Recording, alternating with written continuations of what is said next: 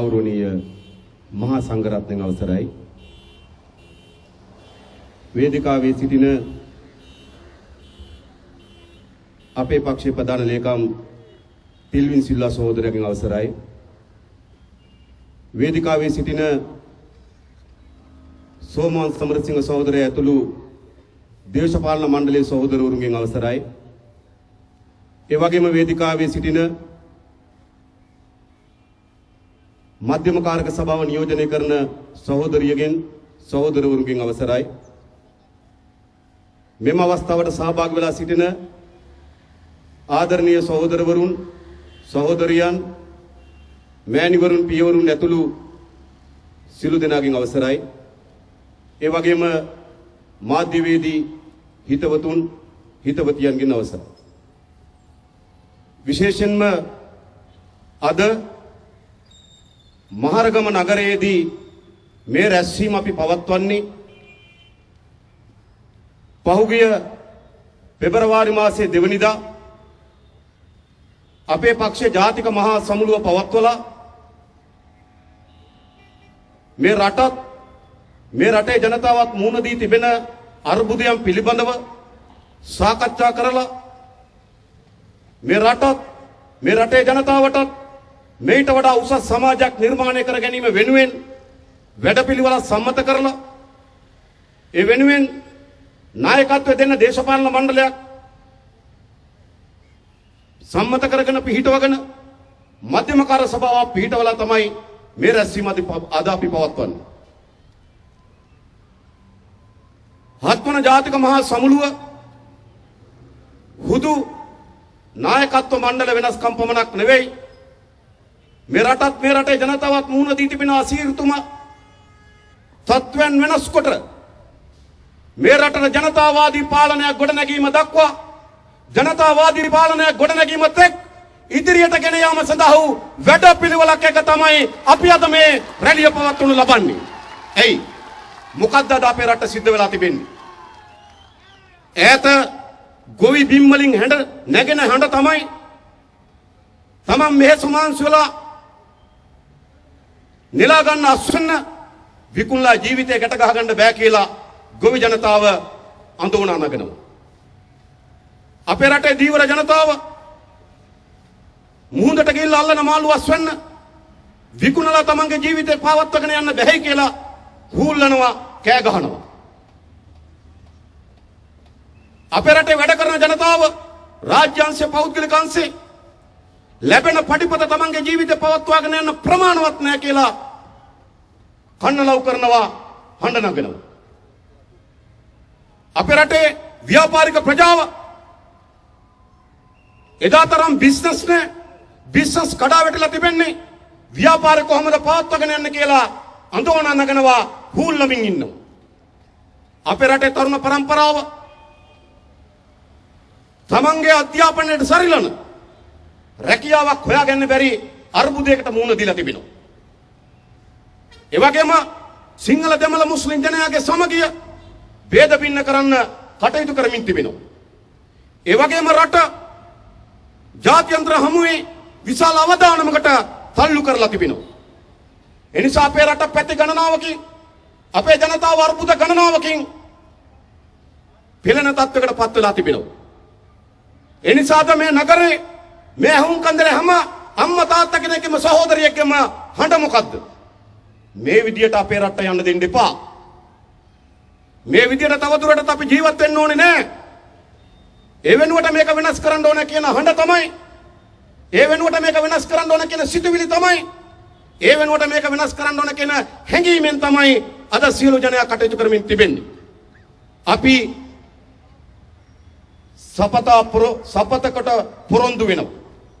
ඔබගේ හඬ ඔබගේ වමනාව ඔබගේ සිතුවිලි මේ මහ පොළවේ යථාර්ථයක් බවට පත් කරන දිනය නොදුරු දිනයක් බව සාතික කොට කියනවා.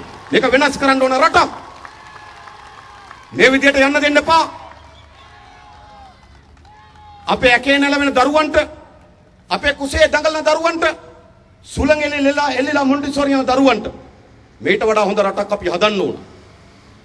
රාජපක්ෂ මහත්තයට හරි රනිල් වික්‍රමසිංහ උන්නහෙට හරි උන්වහන්සේලාගේ බංකොලොත් පාලනයට හරි මේ රට ගොඩනගන්න බෑ.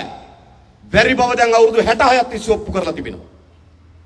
මේ පක්ෂ දෙක හරියට අවුරුදු 33 මේ රට පාලනය කරලා තිබෙනවා.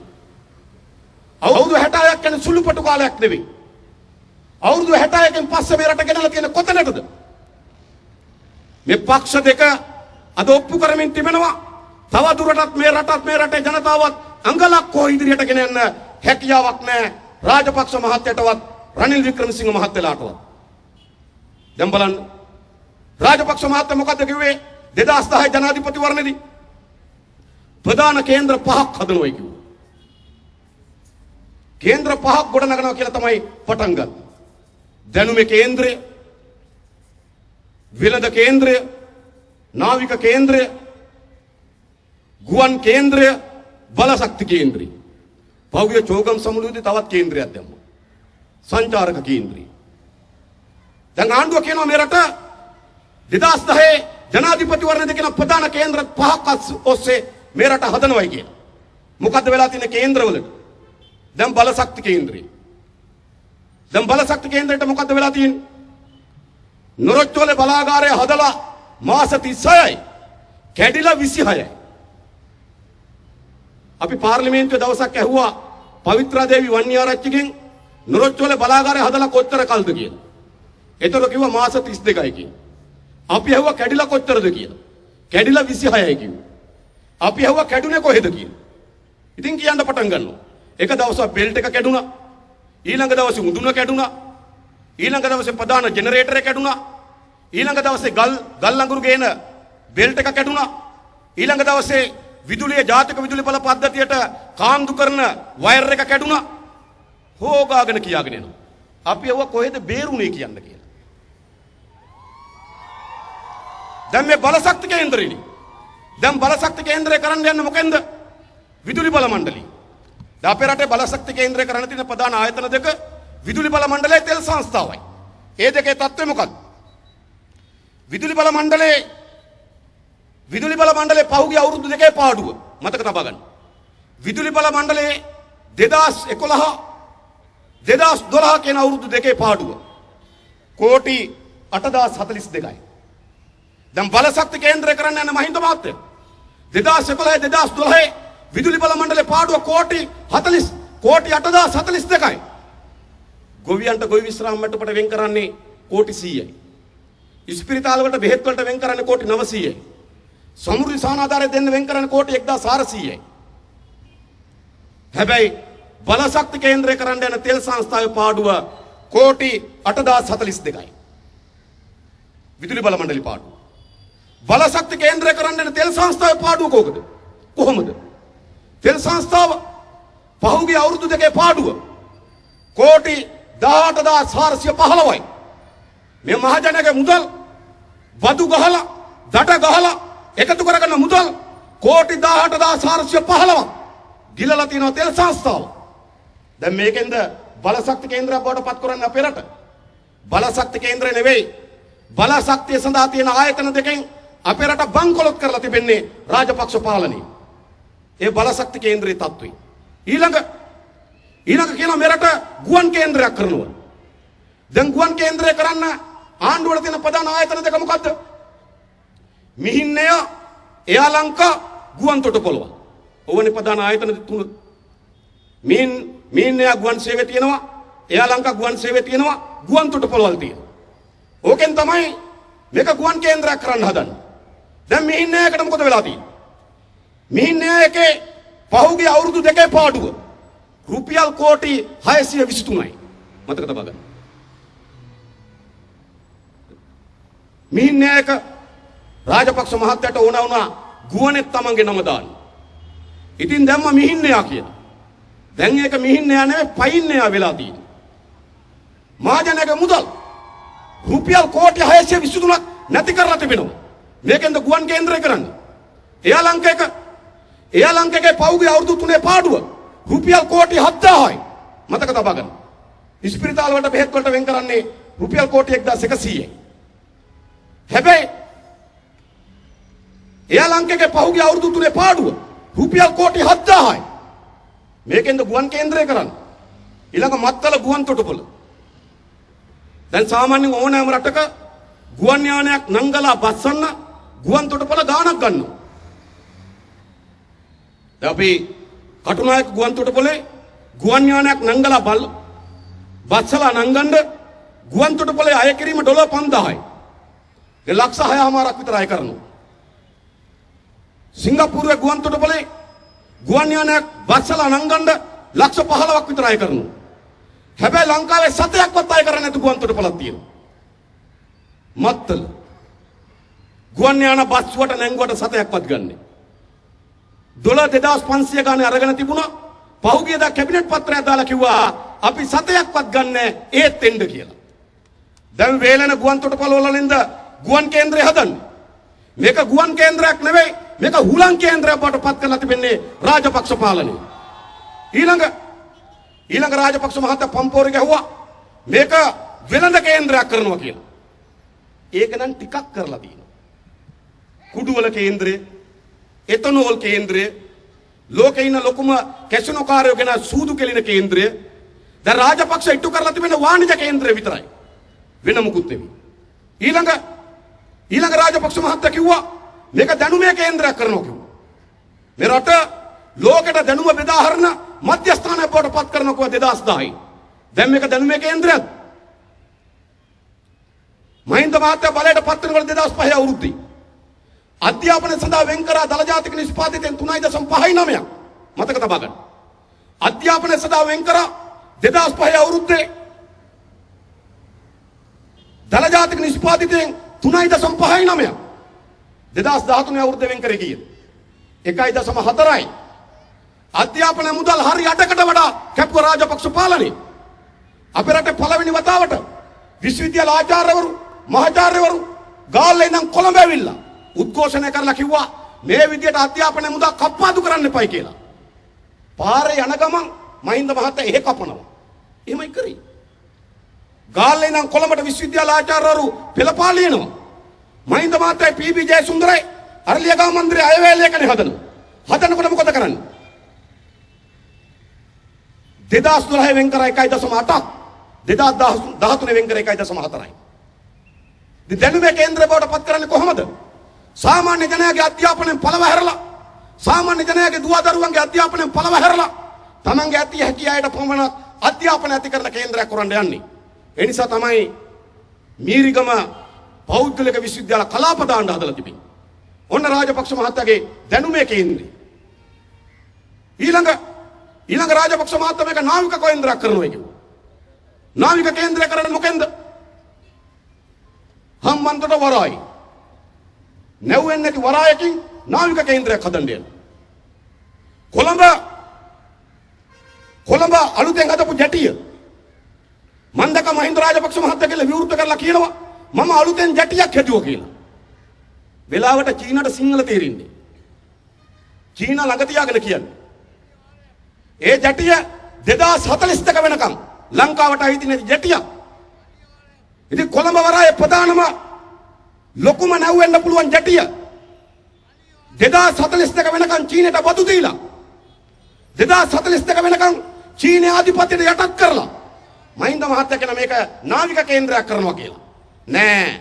රාජපක්ෂ මහත්තයාගේ කේන්ද්‍ර බුබුලු කේන්ද්‍ර වෙලා තිබෙන්නේ ඒවා ඇත්ත කේන්ද්‍ර නෙවෙයි. ඇත්තට මොකද රට වෙලා තිබෙන්නේ? ඇත්තට රටේ ආර්ථිකය විශාල කඩා වැටලා තිබෙනවා. ලංකා ඉතිහාසයේ මුහුණ දීලා තිබෙන දෙවන්තම ආර්ථික අර්බුදය අපේ රටේ නිර්මාණය වෙලා තිබෙනවා. ඒ කේන්ද්‍ර පහ වෙනුවට වෙන අර්බුද පහක් රටේ හදලා තිබෙනවා. එකක් ආර්ථික අර්බුදය. දෙක ප්‍රජාතන්ත්‍රවාදයේ මුහුණ දී තිබෙන අර්බුදය. තුන කුඩු කැසිනෝ එතනෝල් වලින් පුරවන ලද රටක් බවට පත් කරන අර්බුදය. හතර වංචා දූෂණ නාස්තිය පුරවපු අර්බුදය. පහ ජාතික ප්‍රශ්න සහ වැඳුණු ජාත්‍යන්තර වශයෙන් අපේ රට මුහුණ දීලා තියෙන අර්බුදය. දැන් රාජපක්ෂ මහත්තයා කේන්ද්‍ර පහක් වෙනුවට අපේ රටේ අර්බුද පහක් හදලා තිබෙනවා. අද ආර්ථිකයට මොකද වෙලා තිබෙන්නේ? දැන් අර ආණ්ඩුවේ නාලිකාවක් තියෙනවා 990 කියන. 90 නාලිකාවේ උදේ 7ට හැමතියෙක් එනවා 7 වෙනි පැයේ. දවල් 12ටත් හැමතිවරයෙක් එනවා. ඇවිල්ලා කියන රටේ ආර්ථික වර්ධනය වැඩි වෙලා තිබෙන්නේ. දල ජාතික නිෂ්පාදිතය ඉහළ ගිහිලා තියෙන්නේ. ගෙවුම් ශේෂය අඩු වෙලා තිබෙන්නේ. දිවි ඝටනය තුලණය වෙලා තියෙන්නේ. මේ ජාතිය බරපතල වචන දාලා කියනවා ආර්ථිකයෙන් නැගලා යනවලු 60ට 60. රටක ආර්ථිකයක් වර්ධනය වෙනවා මොකද වෙන්න ඕනකම තිබෙන්නේ? රටක ආර්ථිකයක් ඉහළ යනවා නම් වෙන්න ඕන මොකද්ද? කඩේ බිස්නස් වැඩි වෙන්න ඕන. හැබැයි කඩේ බිස්නස් බහැලා මහින්ද මහත්තයා කියන ආර්ථිකයෙන් නැගලලු. ආර්ථිකයක් වර්ධනය වෙනවා නම් දුව දරුවන්ට රස්ස තියෙන්න ඕන. හැබැයි දරුවන්ට රස්ස හොයාගන්න අමාරුයි. හැබැයි මහින්ද මහත්තයා කියන ආර්ථිකයෙන් නැගලලු. කඩේට ගියොත් බඩු මිල ගණන් ගිහිල්ලා ආර්ථිකයක් වර්ධනය වෙලා නම් බඩු මිල අඩු වෙන්න ඕනකම තිබෙනවා. හැබැයි බඩු මිල ගණන් ගිහිල්ලා මහින්ද මහත්තයා කියනවා ආර්ථිකය නැගලලු. ඉස්කෝලවලට ගුරුවරයාගේ පඩි ගෙවන එක ඇරුණකොට ඉතුරු ඔක්කොම කරන්න වෙලා තියෙන දෙමව්පියන්ට අධ්‍යාපනයේ සල්ලි කපලා මහින්ද මහත්තයා කියනවා ආර්ථිකය නැගලලු. ඉස්පිරිතාලට ගියොත් මේ මහරගම පිළිකාරෝහලට ගියොත් බෙහෙත් ටිකනේ ඒ රෝගීන්ට දෙන්න මරණාසන්න ඉන්න රෝගියාට දෙන්න බෙහෙත් පෙත්ත නැහැ. රුපියල් 15000 ඉන්ජෙක්ෂන් එක අරන් එන්න කියලා දොස්තර මහත්තයා කියනවා. තුන්දු කෑල්ල අරන් හතර වටේ දුවන්න වෙලා තියෙනවා රෝගීන් පාර දෙමව්පියන්ට. එයි සෞඛ්‍ය මුදල් කපලා. මේ සෞඛ්‍ය මුදල් කපලා මහින්ද මහත්තයා කියන ආර්ථිකය නැගලලු. ඒ හරි අපූර්ව නැගිල්ලක් නේ අප්පා. නැගලා නෙවෙයි ලංකාවේ ආර්ථිකය බැහැලා තියෙන්නේ. ලංකා ඉතිහාසයේ මතුවලා තිබෙන දෙවන්තම ආර්ථික කඩාවැටීමට අපේ රට මුහුණ දීලා තිබෙනවා. දැන් කල්පනා කරලා බලන්න මොන ණය උගලක අපේ රට හිර වෙලා තිබෙනවද? 2012 අවුරුද්දේ මතක තබා ගන්න. 2012 අවුරුද්දේ ආණ්ඩුවේ මුළු ආදායම ඔය බදු ගහලා, දඩ ගහලා, ලියාපදිංචි ගාස්තු වැඩි කරලා නේද? විවාහ සාතිකේ ගාස්තු වැඩි කරා. මරණ සාතිකේ ගාස්තු වැඩි කරා. උපැන්න සාතිකේ ගාස්තු වැඩි කරා. එහෙමනේ මහින්ද මහත්තයා කිව්වේ. ඉස්සර විවාහ සාතිකයක් රුපියල් 1000යි. දැන් 5000යි. වෙලාවට කලින් බැඳගත්තී නැද්ද? දැන් 5000ක් දෙවන්න කින්ද උන. මොකටද කසාද බඳින්න ආණ්ඩුවට සල්ලි දෙන්නේ? ගෑන් ළමයා කැමති, පිරිමි ළමයා කැමති. ගෑන් ළමයාගේ අම්මා තාත්තා කැමති, පිරිමි ළමයාගේ අම්මා තාත්තා කැමති. ඉතින් කසාදේ ගන්නනේ තියෙන්නේ. හැබැයි ආණ්ඩුව කියන එහෙම ගන්න බෑ. කොල්ල කැමති, කෙල්ල කැමති. කොල්ල හදපු අම්මා තාත්තා කැමති, කෙල්ල හදපු අම්මා තාත්තා කැමති. හැබැයි මඟුල ගන්න දෙන්නේ නෑ. ආණ්ඩුව කියන මඟුල ගන්න දීපම් 5000. මේ කප්පන්නේ. වෙන මොනවද? ඇයි කසාද බඳින්න ආණ්ඩුවට 5000ක් ගෙවන්නේ? ඇයි කසාද බඳින්න ආණ්ඩුවට 5000ක් ගෙවන්නේ? මොකද ඔය කැරකෙන නේද? දැන් මේ පළාතේ කැරකෙන සුසිල් ප්‍රේමජයන්ත මහත්තයා දැවිලා පූට්ටු කරේ. අපිට අහන්න තියෙන්නේ. ඉතින් මේ විදිහට ජනතාවට අසීමිත බරපටවල, බදුපටවල, දඩපටවල ලියාපදිංචි ගාස්තු වැඩි කරලා 2012 අවුරුද්දේ ආණ්ඩුව හොයාගත්තේ රුපියල් බිලියන 1051යි. මතක තබා ගන්න. රුපියල් බිලියන 1051යි. රුපියල් බිලියන කියන කෝටි 100යි. බිලියන 1051යි. බිලියන 1051ක් උපයා ගන්නකොට ආණ්ඩුවට මොකද සිද්ධ වුනේ? අරගෙන තියෙන ණය වෙනුවෙන් ණය පොලි වාරිකය ගෙවන්න සිද්ධ වුණා බිලියන 1074. මොකද රට කරලා තියෙන තන මහින්ද මහත්තයා. රජයේ අවුරුද්දේ මුළු ආදායම රුපියල් බිලියන 1051යි. හැබැයි ඒ අවුරුද්දේ ණය පොලි වාරිකය ගෙවන්න ඕන රුපියල් බිලියන 1074. ඒ කියන්නේ ආණ්ඩුව උපයා ගන්නා මුළු මුදල් ප්‍රමාණය ණය ගෙවන්නත් මදි. ඊට පස්සේ රටේ සියලු වැඩ කටයුතු කරන්න වෙලා තිබෙන්නේ ණයට. මතක තබා ගන්න. රාජ්‍ය සේවකයෙකුට මේම වුණොත් තමන් ගන්න මුළු පඩිය බැංකුවේ ණයට ගෙවුවා. ඊට පස්සේ ඒ මාසේ ජීවත් වෙන නැවත ණයට ගන්න. ආයේ ඊළඟ මාසෙ වෙනකොට තව ණය පංගුව වැඩි වෙනවා. ඊට පස්සේ ඒ ගෙවල් වලට කියන්නේ බංකොලොත් වෙච්ච ගෙවල් කියලා. දැන් රාජපක්ෂ මහත්තයා අපේ රටේ ආර්ථිකය බංකොලොත් කරලා තිබෙනවා. අද රාජපක්ෂ මහත්තයාට සල්ලි නෑ ආණ්ඩුවේ. රාජ්‍ය සේවකයන්ට පඩි ගෙවන්නේ ලංකා බැංකුවේ ණයට අරගෙන. මතක තබා ගන්න. පහුගිය ජනවාරි මාසේ පඩිය ගෙව්වේ ලංකා බැංකුවෙන් ඕඩී එකට. බැංකුව අයිරාව. භාණ්ඩාගාරයේ account එක ලංකා බැංකුවේ තියෙන භාණ්ඩාගාර account එක. ඒක දුවන්නේ බැංකුව අයිරාවේ. කොච්චරද? මිලියන 70000යි. බැංකුව අයිරාව ඕඩී එක භාණ්ඩාගාරයේ account එකේ. මිලියන 70000ක ඕඩී එකක් තමයි ආණ්ඩුව දුවන්නේ. ඉතින් බිස්නස් ඕඩී එකෙන් යන එක පුදුම දෙයක්ද අප්පා. රටක් දුවන්නේ ඕඩී එකේ. ඕකනේ වෙලා තියෙන්නේ. ඉතින් රටේ ආර්ථික මුළුමනින්ම නැති කරලා තිබෙන්නේ. ඉතින් රාජපක්ෂ මහත්තයා දැන් මොකද්ද වෙලා තිබෙන්නේ? මුදල් හොයාගන්න තව ජනතාවට බදු ගහන්න ඕන. මොනවටද බදු ගහන්නේ? ටීවී වලට බදු ගහලා වැඩක් නැහැ. අහන්න ටීවී කඩේ ඒ ඉස්සර තරම් විකිණෙන්නේ නැහැ. ෆ්‍රිජ් වලට බදු ගහලා වැඩක් නැහැ. තියෙන ෆ්‍රිජ් එකත් වහලා තියෙන්නේ. අලුතෙන් ෆ්‍රිජ් ගන්නවා. ඒ නිසා මොකද්ද වෙලා තියෙන්නේ?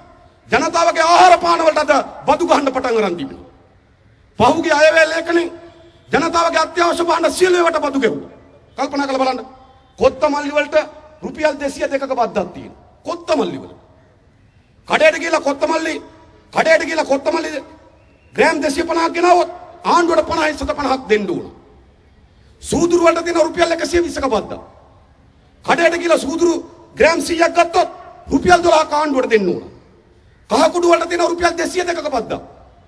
කඩේට ගිහලා කහකුඩු ග්‍රෑම් 100ක් ගත්තොත් රුපියල් 20ක් ආණ්ඩුවට දෙන්න ඕන. සීනි වලට තියෙන රුපියල් 30ක බද්දක්. කඩේට ගිහලා සීනි 500ක් ගත්තොත් රුපියල් 15ක් ආණ්ඩුවට දෙන්න ඕන. සුදු ලුණු වලට තියෙනවා රුපියල් 40ක බද්දක්. කඩේට ගිහලා සුදු ලුණු 500ක් ගත්තොත් රුපියල් 20ක් ආණ්ඩුවට දෙන්න ඕන. පරිප්පු වලට තිබ්බා රුපියල් 22ක බද්දක්. කඩේට ගිහලා පරිප්පු ග්‍රෑම් 500ක් ගත්තොත් රුපියල් 11ක් ආණ්ඩුවට දෙන්න ඕන. ලොකු සැමන්ටින් එකට තියෙනවා රුපියල් 105ක බද්දක්. අද මොකද්ද වෙලා තියෙන්නේ? රාජපක්ෂ මහත්තයාට අද ආණ්ඩුවේ සල්ලි හොයාගන්න වෙලා තිබෙන්නේ. ජනතාවගේ අත්‍යවශ්‍ය භාණ්ඩ මත බදු බර පටවමින් තමයි මේක කරන්න සිද්ධ වෙලා තිබෙන්නේ. අනිත් පැත්තෙන් ආණ්ඩුවේ වේදන් කපන්න වෙලා තිබෙනවා. එක පැත්තකින් ආණ්ඩුවට සල්ලි හොයාගන්න වෙලා තිබෙනවා. අනිත් පැත්තෙන් ආණ්ඩුවේ වේදන් කපන්න වෙලා තිබෙනවා. ආණ්ඩුවේ වේදන් කපන්නේ මොනවකින්? සෞඛ්‍ය මුදල් කපනවා. අධ්‍යාපනයේ මුදල් කපනවා. ඒ නිසාද ආර්ථික වශයෙන් රට බංකොලොත් වෙලා ඒක පීඩාව ජනතාවට එමින් තිබෙනවා. ඊළඟ අපේ රටේ ප්‍රජාතන්ත්‍රවාදී මානව හිමිකම් බරපතල තරජනයකට මුහුණ දීලා තිබෙනවා. මහින්ද රාජපක්ෂ මහත්තයා පටන් ගත්තේ කොතනින්ද? මේ මහින්ද රාජපක්ෂ මහත්තයා කියලා කියන්නේ ප්‍රබන්ධ රාජපක්ෂ කෙනෙක්. ඇත්ත රාජපක්ෂ අපි හොඳට දන්නවා. මතක තබා ගන්න. මේ මාධ්‍ය විසින් ගොඩනගන ලද ප්‍රබන්ධයක් රාජපක්ෂ මහත්තයා. ඇත්ත රාජපක්ෂ කවරෙක්ද කියන එක අපි හොඳට දන්නවා.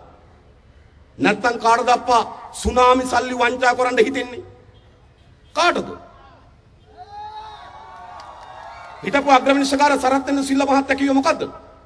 එතන වංචාවක් වුණාද නැද්ද කියලා නෙමෙයි නඩුව විසිකරේ තාක්ෂණික ප්‍රශ්නයක් උපයෝගී කොටගෙන කියලා. එහෙමයි නඩුව විසිකරේ.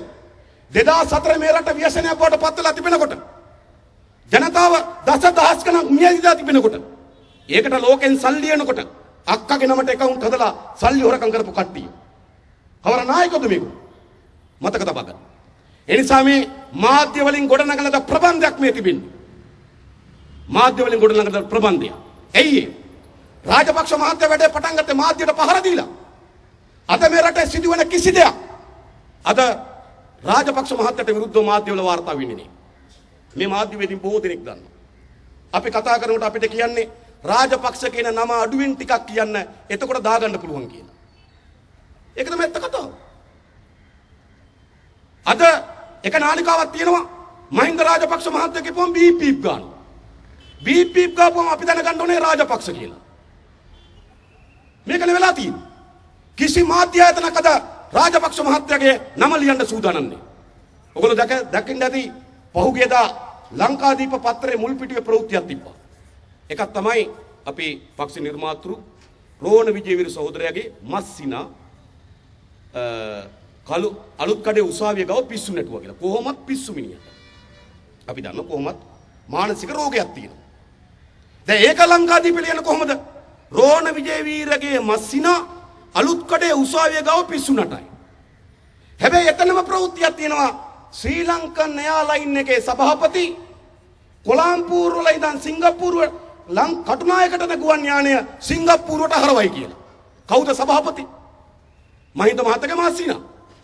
ඒ ප්‍රවෘත්තිය ලියන්නේ ජනාධිපති මහින්ද රාජපක්ෂගේ මාස්සිනා සිරන්ති නෝනාගේ අයියා කොලම්බෝ වල ඉඳන් කටුනායකට යන ගුවන් යානය සිංගප්පූරුවට හරවයි කියලා. ලිව්වොත් ඒ පත්‍රේ කරන්න දෙන්නේ නැහැ. ඒ මාධ්‍යවේදියා ලිව්වේ දකුණු අතින් නම් වම් අතින් ලියන්න පුරුදු වෙන්න වෙනවා. ඕක තමයි රාජපක්ෂගේ තත්ත්වය. ඇත්ත පිස්සු ගත්තොත් මිනිහට නැත්තම් අප පැයක් ගුවන් තොටුපළ එන්නේ නැතු උඩ තියෙන ගුවන් යාන හරවගන්නේ. කල්පනා කරලා බලන්න. මොකද්ද මේ වෙලා තිබෙන්නේ? ඉතින් රටේ ප්‍රජාතන්ත්‍රවාදී වරපතල තරජනට එල්ල වෙලා තිබෙනවා. කල්පනා කරලා බලන්න. සිරස මාධ්‍යායතන දෙපාරක් බෝම්බ ගැහුවා. කවුරුවත් අත්අඩංගුවට ගත්තද? කවුරුවත් අත්අඩංගුවට ගත්තේ නෑ. මේ අපේ රටේ පොලිසිය අදක්ෂද? නෑ. අපේ රටේ පොලිසියට හොඳ ඉවක් තියෙනවා. මේ රටේ ආందోලනයේ තුඩු දීපු ඕනෑම සිදුවීමක් අපේ රටේ පොලිසිය හොයාගෙන තියෙනවා. හැබැයි හොයාගන්න බැරි ඒවා තියෙනවා. සිරසට දෙපාරක් බෝම්බ ගැහුවා හොයාගන්න බැරි වුණා. ඇයි? ඒක කරේ ආණ්ඩුව.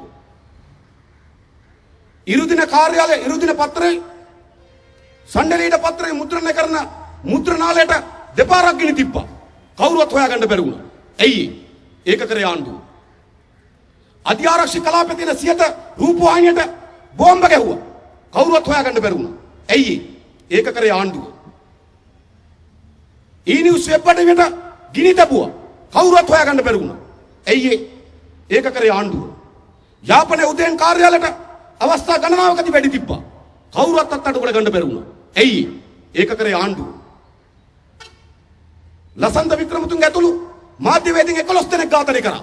කවුරුවත් අත්අඩංගුවට ගන්න බැරි වුණා. ඇයි? ඒක කරේ ආණ්ඩුව. පොත්තල ජයන්තගේ කකුල කැඩුවා. ඔළුව පිහු ගෑවා. කවුරුවත් අත්අඩංගුවට ගන්න බැරි වුණා. නේෂන් පත්‍රයේ කිත්නෝරට පහර දුන්නා. කවුරුවත් අත්අඩංගුවට ගන්න බැරි වුණා.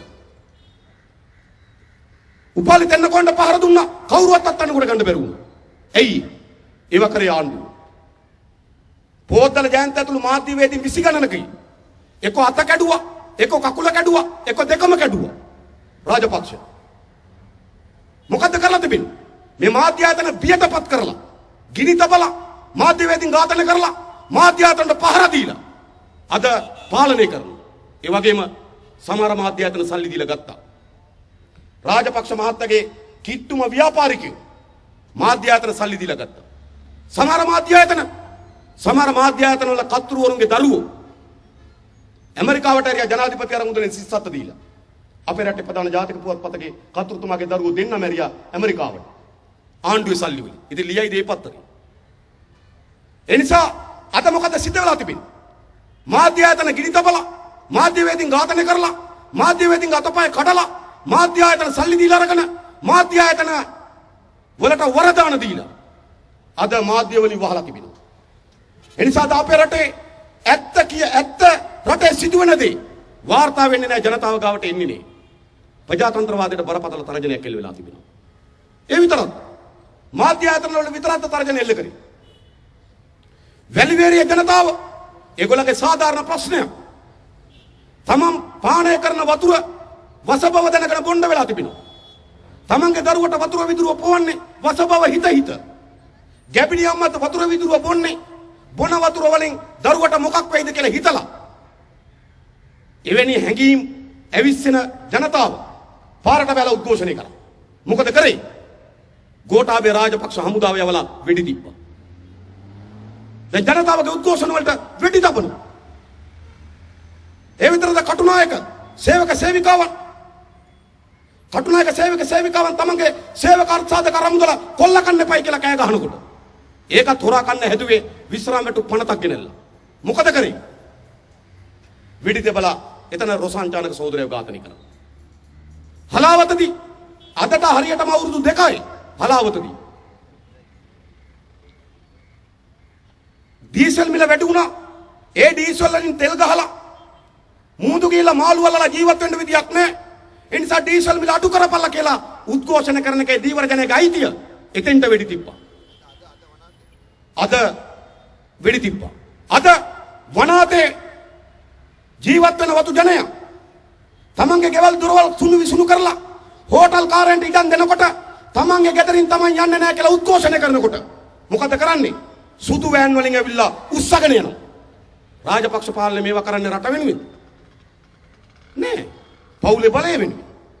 ශ්‍රේෂ්ඨාධිකරණ ආක්‍රමණකාරතුමිය අභියාචනාධිකරණ නඩු තීරණ දෙකක් දීලා තිබ්බා. පාර්ලිමේන්තුවේ ක්‍රියාත්මක කරන ක්‍රියාවලිය විවස්ථාවට පටහැනි කියලා. අභියාචනාධිකරණ නඩු දෙකක් දීලා තිබේදී අභියාචනාධිකරණ අපි සැලකිල්ලක් කරන්නේ නැහැ කියලා සිරානි බණ්ඩාරනායකව එළවලා දැම්මා අගවිනිසුරු පුටුවේ. ඇයි? රට වෙනුවෙන්. නෑ. දිවිනැගුම පනත ගෙනාවා. සමෘද්ධි මුදල් සල්ලි ටික බැංකු පනතට අදාළ වෙන්නේ නැතුව නීතිය හදන්න ඇදුවා. බැංකු සමෘද්ධි සල්ලි ටික ආර්ථික සංවර්ධන මැති බැසිල් රාජපක්ෂ මහත්තයට ඕන විදියට කොල්ල කණ්ඩ නීතිය ගේන්න හැදුවා. සිරාණි බණ්ඩාරනායක මැතිතුමිය අධිකරණ පුටුවේ වාඩි වෙලා ඒකට විරුද්ධව තීන්දුව දුන්නා. මල්ලිට සල්ලි හොරා ගන්න ඉඩ දෙන්නේ නැති නිසා අග්‍රවිශ්වකාර පුටුවෙන් නිරපලා දැම්මා. එනිසා රටට මොකද වෙලා තිබෙන්නේ? එක පැත්තකින් ප්‍රජාතන්ත්‍රවාදී, අනිත් පැත්තෙන් මානව හිමිකම් බරපතල තරජනයට ලක් වෙලා තිබෙනවා. එනිසා මේ රටේ ප්‍රජාතන්ත්‍රවාදීන්ට මානව හිමිකම් පිළිබඳව සාකච්ඡා කරන අයට වේදිකා 3-4 නැහැ. රනිල් වික්‍රමසිංහ මහත්තයත් එක්ක ගිහලා ප්‍රජාතන්ත්‍රවාදී හදන්න පුළුවන්. ලැජ්ජ වෙන්න ඕන. මන්දක සමහර නායකෝ රනිල් මහත්තයාගේ වේදිකාවේ නගින ප්‍රජාතන්ත්‍රවාදී හදන්න යනවා. අපි නොදන්න රනිල්. නෑ මේ රටේ ප්‍රජාතන්ත්‍රවාදී ස්ථාපිත කරන්න නම් මේ රටේ සැබෑ මිනිසුන්ගේ මානව අයිතිවාසිකම් සුරක්ෂිත කරන්න නම් අද එක පෙරමුණක් අපි ගොඩනගිය යුතුයි.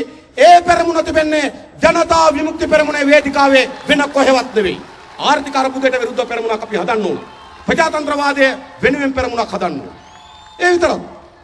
අද මොකද රට වෙලා තිබෙන්නේ? කුඩු වලින් එතනෝල් වලින් පිරිච්ච රටක් අද ගොඩනැගෙමින් තිබෙනවා. බලන්න මීට කලින් ලංකාවට කුඩු ගෙනාවේ කොහොමද? ඊයන් කොලයක කුඩු ටිකක් දාලා කරුංග ගෙඩියක් සයිස් එකට ඔතලා ගුලි දෙකක් විතර ගිලලා කටුනායක එයාපෝට් එකෙන් පැනලා වස්ති කරලා කුඩු ගත්තා. කොහොමනේ කුඩු ගත්තේ? මේ අපි දන්න ඉතිහාසය. මේ අවුරුදු 5ක් 6ක් ඇති ලංකාවට කුඩු ආවේ. කරුංග ගෙඩිය සයිස් එකට ගුලි දෙකක් හදලා ගිලලා එයාපෝට් එකෙන් පැනලානේ කුඩු ආවේ. මේ ඈත ඉතිහාසයක් නෙමෙයි අපි දන්න ඉතිහාසෙනේ. හැබැයි අද කුඩු වෙන්නේ කොහොමද? අද කන්ටේනර් වලින් කුඩු ගේනවා. කොච්චරද? කුඩු කිලෝග්‍රෑම් 261ක්. ඒ කියන්නේ පිටිගෝණි 5මාරක් තරම් කුඩු. අර පිටිගෝණි තියෙන ගෝණි 5මාරක් තරම් කුඩු. ගමේ බේකරියක නම් පාන් පුච්චන තරම් කුඩු. කල්පනා කරලා කුඩු ෂොට් එකක් කියලා කෙනෙක් කන් ඇන්දෙන් භාගේ. ගෝණි 5මාරක කුඩු හිතන්නකෝ කන් ඇන්දෙන් භාගේ ඉවත් කර. මොන කුඩු තොගයක්ද? මෙතන ඉන්න අම්මලා තාත්තලා හිතන්න පුළුවන් කොච්චර කුඩු ගෙනාවත් අපි බොන්නේ නැහනේ. කොච්චර කුඩු ගෙනාවත් අපේ දරුවෝ ගහන්නේ නැහනේ කියලා. හැබැයි අපි බොන්නේ නැති එක ඇත්ත. අපේ දරුවෝ දැනට ගහන්නේ නැති එක ඇත්ත. හැබැයි මේ කුඩු ගෙනාවේ රොටි පුච්චන්න හරි පෝස්ටර් අලවන්න හරි නෙවෙයි. මේ කුඩු ගෙනාවේ අපේ දරුවන්ට පොවන්න. කවුද සම්බන්ධ? අගමැතිවරයා සම්බන්ධයි. පාකිස්තානේ කාමී. මේ කොහෙවත් පාකිස්තානේ කාමී. ගම්පල තියෙන අගමැතිගේ ගෙදර යනවා. මේ මහරගම තමුන්නාසලා දන්නවද ගම්පල අගමැතිගේ ගෙදර? පාකිස්තානේ කාමින් කාර්ය ගම්පල අගමැතිගේ ගෙදර යනවා. ගෙදර ගිහලා අගමැතිත් එක්ක එකට කෑම කනවා. අගමැතිගේ ගෙදර ලැබුම් ගන්නවා. පුතා දුරකථනෙන් කතා කරලා කියනවා සම්බන්ධීකරණයකමට කන්ටේනර් එළියට දාපන් කියලා. දැන් මොකද්ද වෙලා තිබෙන්නේ? අපේ රටේ ප්‍රධාන කුඩු මුදලාල්ලා බවට පත් වෙලා තිබෙනවා රටේ අගමැති. අගමැති විතරක් නම් කමක් නැහැ. එයා තමයි අපේ රටේ බුද්ධ ශාසනයමති. මොකද්ද මේ වෙලා තියෙන්නේ? ඒ විතරක්ද? එතනෝල් දිනපතා කන්ටේනර් ගණන් හම්බ වෙනවා. එතනෝල් කන්ටේනර් ගණන්. සාමාන්‍යයෙන් එතනෝල් බැරල් එකකින් අරක්කු බැරල් 3ක් හදන්න පුළුවන්. බැරල් එක ආසන්න වශයෙන් බෝතල් 250ක් තියෙනවා. 3ක් කියන්නේ එක බැරල් එකකින් අරක්කු බෝතල් 750ක් පෙරන්න පුළුවන්. එක කන්ටේනර් එක තියෙනවා බැරල් 200ක් විතර. ආසන්න වශයෙන් ගත්තොත් එක කන්ටේනර් එකකින් අරක්කු බෝතල් 1,00,000ක් විතර පෙරන්න පුළුවන්. එක කන්ටේනර් එකේ ලාභය මතක තබා ගන්න. එතනෝල් වලින් හොරෙන් ගෙනල්ලා එතනෝල් වලින් හදන අරක්කු බෝතලයක රුපියල් 785ක් ලාභයි. එක කන්ටේනර් එක ලාභය 785 වැඩි කිරීම 750 වැඩි කිරීම 200. 1,1100කට ආසන්න. 1,1100ක් එක කන්ටේනර් එකකින් උපයනවා. කවුද මේ වගේ ඉන්නේ? නාන්න තරම් රටට අරක්කු ගන්නේ කවුද? දැන් රටේ ප්‍රධාන ඉස්කාකාර අයිතිකාරයෝ කවුද? දැන් ඉස්සර බලයටපත් වෙන ආණ්ඩුව වලට ඉස්කාකාර අයිතිකාරයෝ උදව් කරනවා. දැන් මොකද වෙලා තියෙන්නේ? දැන් ලංකාවේ ප්‍රධාන අරක්කු මුදලල්ලා ආණ්ඩුව කරනවා. ඉස්සර ආණ්ඩුවට උදව් කරනවා. දැන් ඒගොල්ලෝ ආණ්ඩුව කරනවා. වයඹ අරක්කු කාගේද අයිති? වයඹ ඉස්කාකාරය කාගේද? නියෝජ්‍ය මැති ජොන්ස්ටන් පනාන්දු. ඉතින් අපේ රටේ පාරිභෝගික කැමති අරක්කු කාරයෙක් නේ. ඉස්කාකාර අයිතිකාරයෙක්. ඊළඟ හිඟුරාන අරක්කු කාගේද? කර්මාන්ත නියෝජ්‍ය මැති. ඔන්න මරු කර්මාන්ත. හිඟුරානාරක් වර හිඟුරාන ලේබල් එකෙන් එන හිඟුරානාරක් කුකාගේද? කර්මාන්ත නියෝජ්‍ය ඇමති ලක්ෂ්මන් පෙරේරා. දැන් රටේ ඇමතිවරු කවුද? රටේ අගමැතිවරු කුඩු මුදලාල්ලා වෙලා. රටේ ඇමතිවරු වරක්කු මුදලාල්ලා වෙලා. ඒ විතරක්. ලංකාවේ ප්‍රධාන කැසිනෝ මුදලාල්ලා. ලංකාවේ අමාත්‍යංශවල ලේකම්ලා වෙලා. මතක තබා ගන්න. ලංකාවේ කැසිනෝ මුදලාල්ලා. ලංකාවේ රේස් බයි රේස් මුදලාල්ලා. ඉතින් මේ ආණ්ඩුව මොකක්ද? කුඩු කැසිනෝ එතනෝල් රේස් බයි රේස් වලින් හැදිච්ච සන්දාන ආණ්ඩුවක් වෙයි. එනිසා අපි මේ මහරගම ජනතාවට මේ රටේ සියලු ජනතාවගෙන් අපි ඉල්ලා හිටින්නේ කුඩු එතනෝල් කැසිනෝ සන්දාන ආණ්ඩුවට විරුද්ධව එකතු වෙන්න ඕන තැනක් තිබෙනවා. ඒ ජනතාව විමුක්ති පෙරමුණ වෙන කොතනකවත් නෙවෙයි. වෙන මේ තෙපර බබා යන අර සුරු පිළිවෙටේ ලාගත් සිල්වත් මහතුරු ටිකක් ඉන්නවා හොරුත් එක්ක ලගිනවා. හොරුත් එක්ක läගලා එළියට අවිල්ලා කියනවා මේන් කැසිනෝ ගිනවා කියලා. කල්පනා කරලා බලන්න. ඒ විතරක්. එක පැත්තකින් ආර්ථිකය වටලා අනිත් පැත්තෙන් ප්‍රජාතන්ත්‍රවාදය නැති කරලා අනිත් පැත්තෙන් කුඩු එතනෝල් කැසිනෝ වලින් අපේ රට පුරවලා අනිත් පැත්තේ හොරකම් නාස්තියෙන් විඩාවටපත් වෙච්ච රට බවට අපේ රටපත් කරලා තිබුණා. කොච්චර හොරකම් කරනවද? අපිත් ඉස්සර හිටියේ ඇත්තරම මේ මහරගම නගර සභාවේ නගරාධිපතිනිය තමයි හෙර කියලා. අනේ මොන හෙරද? ගණන් ගන්නවත් එපා හේ හොරකම්. මේ නගර සභාවේ අවුරුද්දක ආදායම කීයද? කෝටි 30යි. ඉතින් මේ නගර සභාවේ අවුරුද්දක ආදායම කෝටි 30යි. හොරා කෑවොත් ඔක්කොම හොරා කෑවත් කෝටි 30නේ අප්පා. ගණන් ගන්නවත් එපා. ඒවත් නතර කරන්න ඕන. ඒව නෙවෙයි හොරකම්. අපේ රටේ අද මහින්ද මහත්තයාගේ වටේ ඉන්න කල්ලියයි. මේ රටේ මහජනක මුදල් කෝටි ප්‍රකෝටි ගණන් ගිලින පාලනයක් අද ඇති වෙලා තිබෙනවා. මේ ළඟදී ඔයගොල්ලෝ දැක්කද දන්නේ කඩුවෙල උසාවිය. කඩුවෙල උසාවියට ගිහිල්ලා ක්‍රීඩා ඇමති මහින්දානන්ද මහත්තයා නඩුවක් දැම්මා බිරිඳෙන් වෙන් වෙන්න ඕන කියලා. එයාගේ අයිතිය. ඒක අපි කිසි කෙනෙකුට අපි ඒ ගැන අපිට ප්‍රශ්නයක් නැහැ. එතුමාට එකට ජීවත් වෙන්න බැරි නම් වෙන් වෙන්න අයිතිය තියෙනවා. එතුමා කඩුවෙල උසාවියට නඩුවක් දැම්මා මට බිරිඳෙන් වෙන් වෙන්න ඕන කියලා. මම දැක බිරිඳත් පත්තර වලට කියලා තිබ්බා මාත් ඉන්නේ වෙන් වෙන්න තමයි දැන් බෙල්ලත් කඩලා තින්නේ කියලා. මේ අපේ රටේ ඇමතිවරු. මතක තියාගන්න. ඊට පස්සේ මහින්දානන්ද නඩුව දැම්මට පස්සේ බිරිඳ ගිහිල්ලා කිව්වා මම ඩිවෝස් එක දෙන්න. දික්කසාද දෙන්න. හැබැයි මට වන්දියක් ඕන කියලා. සාමාන්‍යයෙන් එහෙමනේ. ස්වාමියා නඩුව දැම්මම බිරිඳට අයිතියක් තියෙනවා වන්දියක් ඉල්ලන්න. වන්දියක් සහ මාසික නඩත්තු ඉල්ලන්න. බිරිඳ වන්දිය කීයක් ඉල්ලුවද? කීයක් කිලෝද බිරිඳ වන්දිය? බිරිඳ කිව්වා මම ඩිවෝස් එක දෙන්නම්. මට වන්දිය ඕන ලක්ෂ 5000ක් කිව්වා. ලක්ෂ 5000ක් වන්දිය. නඩත්තුව කිව්වා මාසෙට ලක්ෂ 50 ගානේ නඩත්තු ඕන කිව්වා. ඉල්ලුවටම දෙන්නේ නැහනේ. මොකද කරන්න ඕන? බිරිඳ කියන්නේ මෙච්චර දේපලක් දෙන්න තරම් මහින්දානන්දට මෙච්චර දේපලක් තියෙනවා කියලා. ඉතින් බිරිඳ දැම්මා මහින්දානන්දගේ මුළු දේපල ලැස්සුවම කඩුවෙල උසාවියට 27 වෙනිදා. 29 වෙනිදා ෆයිල් එක අපේ යතියි. බඩු වෙනවා ඉතින්. ෆයිල් එක අපේ යතියි. බලනකොට ඒකනේ වැඩි.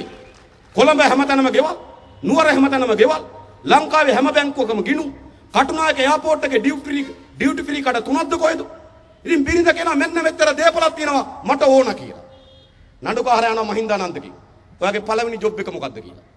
මහින්දානන්ද කියනවා මගේ පළවෙනි ජොබ් එක කුලියාපිටියේ ද ෆිනන්ස් ආයතනයේ රක්ෂණ නියෝජිතයා. පඩිය රුපියල් 1250යි. නෝනගෙන් අහන ඔයාගේ පළවෙනි ජොබ් එක මොකක්ද? මම කුලියාපිටියේ සිංගර් කඩේ සේවිකාව. ඒතකොට තමයි මොකක් හරි පෑල් වෙන්නේ නැත්තේ. ඉතින් හරි සිංගර් කඩේ සේවිකාව.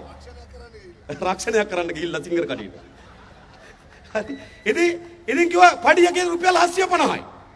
ආසා විජයන්තිගේ. ඉතින් 1987 දෙන්නගේ පඩිය කීයද? මහින්දානන්දගේ පඩිය 1250යි. නෝනගේ පඩිය 750යි. දැන් වන්දිය කීයක් ඉල්ලනවද? වන්දිය ඉල්ලනවා ලක්ෂ 5000. නඩත්තුව ඉල්ලනවා ලක්ෂ 50. මහින්දානන්ද කියන ස්වාමීනි දැනටමත් මම මාසයකට ලක්ෂ 12ක් විතර දෙමින් ඉන්නේ අප්පට සිදි. දැනටමත් 12ක් විතර දෙමින් ඉන්නවා. දැන් කාගේද මේ ධනෙ? කොහෙන්ද මේ ධනෙ? කල්පනා කරලා බලන්න. ඉතින් මේ නගරාධිපතිතුමිය හෙරක් දප්පා එව්වත් එක බලනකොට ඒකම මෙහාන්නේ. කල්පනා කරලා බලන්න. ඉතින් මේ මහජනක මුදල් කෝටි ප්‍රකෝටි ගණන් හොරා කන පාලනය. මහින්දානන්ද කියන්නේ මේ ආණ්ඩුවේ ලොකු හොරෙක් නෙවෙයි. ඒකත් අපි කියන්නේ. මහින්දානන්ද කියන්නේ මේ ආණ්ඩුවේ හාල් මැස්සෝ සයිස් හොරා. ඉතින් හාල් මැස්සෝ සයිස් හොරා ඔහොමනම් මෝරා සයිස් තිත්තික තියාගන්න කොහොම ඇද්ද?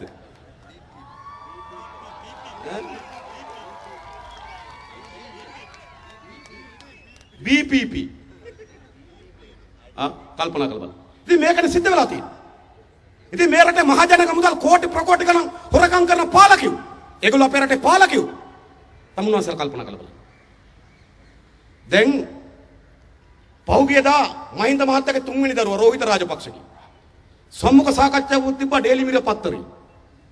ඒ සම්මුඛ සාකච්ඡාවේදී යා කියනවා එයාට මොනවා හරි ගන්න හිතුනොත් මිල ගණන් බලන්න නැතුව ගන්නවලු.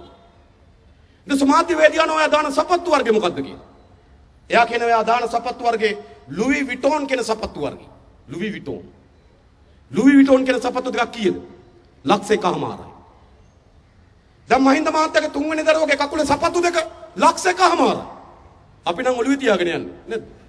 කකුලේ තියනවාද කියලා. කල්පනා කරලා බලන්න. ඉතින් කොහෙන්ද මේ ධනය? ඔයගොල්ලෝ හොයලා බලන්න කොහෙන්ද මේ ධනය කොහෙන්ද? 2012 12 වෙනි මාසේ 12 වෙනිදා ඔන්න දිනේ 12 ලෝක විනාශ වෙනවා කියපු දිනේ ඕන් ඔය දිනේදී තමයි ලැම්බෝගිනි වර්ගයේ රේසින් කාර් 19ක් කොළඹ වරායට කොට බෑවි. කාගේ නමටද? ලැම්බෝගිනි වර්ගයේ කාර් 19ක් ආවා. කාගේ නමටද ආවේ? කාල්ටන් ක්‍රීඩා සමාජය. කාල්ටන් ක්‍රීඩා සමාජය කියන්නේ කවුද? නාමල් රාජපක්ෂ. ඒ රේසින් කාර් 19 වටිනාකම කීයද? බදු රහිතව වටිනාකම ලක්ෂ 933යි. මතක තබන්න. ලක්ෂ 933ක රේස් කාර් ගේනවා. හැබැයි තාත්තා මරු වැඩක් කරා. තාත්තා කරපු දේ තමයි නොවැම්බර් මාසයේ 8 වෙනිදා අයවැය ලේඛනේ දැම්මා. අයවැය ලේඛනේ දානකොට පුතාගේ කාර් නැවේ එනවා. තාත්තා මොකද කරේ? රේසින් කාර් වල බදු ඉවත් කරා. ඒ පුතා කාර් ගේනවා. මරු අයවැය මේවා. සාමාන්‍ය බදු පැනෙවුවත් බදු ක්‍රියාත්මක වෙන්නේ කවදා ඉඳන්ද? දැන් 2004 බදු ක්‍රියාත්මක වෙන්නේ 2004 ජනවාරි මාසේ 1 වෙනිදා ඉඳන්. එහෙනම් රේසින් කාර් වල බදු ඉවත් කරපු බද්ද ක්‍රියාත්මක වෙන්න ඕන 2013 ජනවාරි මාසේ 1 වෙනිදා ඉඳන්. හැබැයි ඒ බද්ද විතරක් අයවැය කියවපු දවසේ මධ්‍යම රාත්‍රී 12 සිට වළංගු. එයි පළවෙනිදාට කලින් කාර් කොට පානවා. ඉතින් මොකද්ද මේ වෙලා තියෙන්නේ? ලක්ෂ 933ක් කොහෙන්ද නාමල් රාජපක්ෂලාට රේස් කාර් ගේන්නේ? മന്ത്രി වෙලා අවුරුදු 4යි. මාස 48යි. නොකනොබිය පඩිය එකතු කරත් පඩිය ලක්ෂ 48යි. ඕන රීකන්ඩිෂන් වෑන් එකක් ගේන්න පුළුවන්. ඔච්චරද ගේන්න පුළුවන්. කොහෙන්ද මේ ධනය? ඔයගොල්ලෝ කල්පනා කරලා බලන්න. මේ රටේ මහජනයාගේ මුදල් කෝටි ප්‍රකෝටි ගණන් හොරා කරන පාලනයක් තිබෙනවා. නාස්ති කරන පාලනයක් තිබෙනවා. මොනතරම් නාස්ති කරනවද? අපි පහුගියදා පාර්ලිමේන්තුවේදී ඇහුවා පියංකර ජයරත්න ගුවන් සේවය ඇමතිගෙන්. ගුවන් සේවය ඇමතිගෙන් ඇහුවා එයා ලංකේක පාඩුද කියලා. එයා කිව්වා ඔව් කිව්වා. අපි අව කොතර පාඩුද කියලා. පියංකර ජයරත්න කිව්වා පහුගිය අවුරුදු තුනේ පාඩුව කෝටි 7000යි කිව්වා. අපි අව කෝටි 7000ක එයා ලංකේක පාඩු ලබන්න. එයා ලංකේක පාලනය කරන්නේ කවුද? එයා ලංකේගේ සභාපති කවුද කියලා ඇහුවා. පියංකර ජයරත්න කිව්වා එයා ලංකේගේ සභාපති නිශාන්ත වික්‍රමසිංහ කිව්වා. අපි අව නිශාන්ත වික්‍රමසිංහ කියලා කියන්නේ සිරන්ති නෝනාගේ අයියාද කියලා. කියලා. දැන් කවුද එයා ලංකේගේ සභාපති? මහින්ද මහත්තයාගේ මාසිනා.